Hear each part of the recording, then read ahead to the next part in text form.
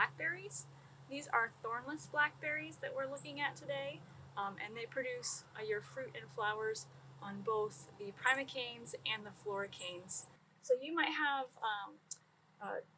could be a Navajo, could be a Arapaho cultivar. You might have a Wichita. There's several cultivars that you're going to see for North Florida, and they will flower on the primicanes and the floricanes. So primicanes are biennial, okay? They're going to come out of the ground. And again, this is a perennial plant, so the root's perennial, but the canes are biennial. So that means that the cane is going to be there for 2 years before it produces fruit. The thornless blackberries are cultivars from the University of Arkansas, and they will produce fruit on both floricanes and primicanes. So that means you're doubling your production time and also how this plant actually produces fruit. And so you're not waiting 2 years to get fruit. So it's a little bit easier, and pruning is different depending on what type of plant you have, so you really do need to know. Most of us in North Florida are going to have this thornless blackberry. So let's look at how to prune these. We're in the winter right now. We're going into really, this is dormant time for us. They're getting ready to bud back out. So we're going to go ahead and prune now, and at this point, you can do 2 different methods. The easiest method for homeowners is just to take the plant almost all the way to the ground, or if you want to leave 12 inches of cane, that's fine.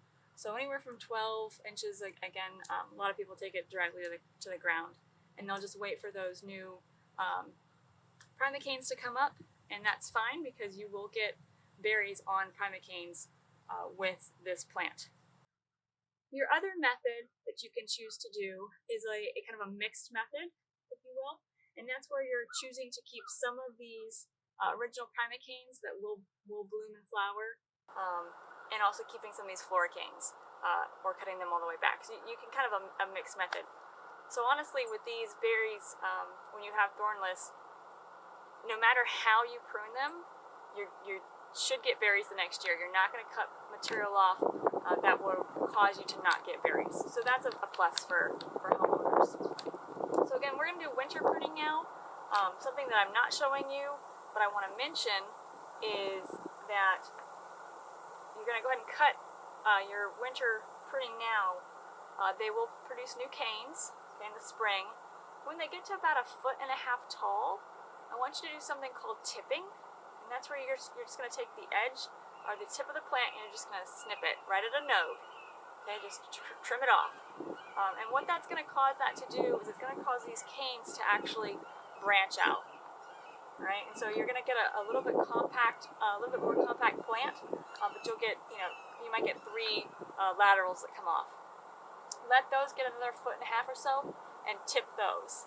So what we're doing is we are increasing where we're going to get berries at. Okay, so that's going to be during the summer period before they set fruit. Again, at about 1.5 feet tall. But for right now, I want you to go ahead and trim these. The easiest method for our plants is to cut them almost all the way to the ground. Okay, so I've got this branch here. This is a dead cane, so I'm going to go ahead and remove that. There we go.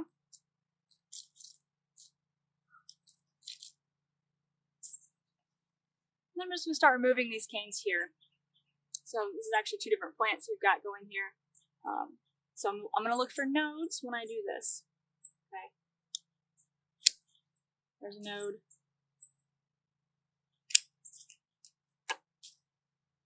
And again, you can take this all the way down to the ground. This one I might take a little lower, or you can leave a little bit of material if you'd like. I might do that one there. It's kind of up to you and how low you want to go.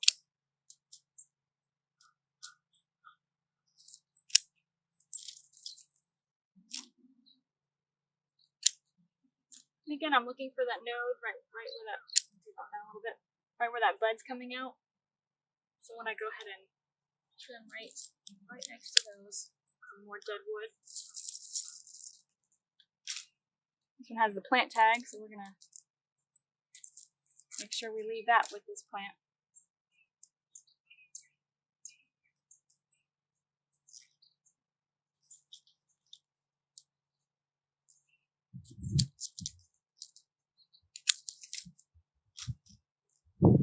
Down a little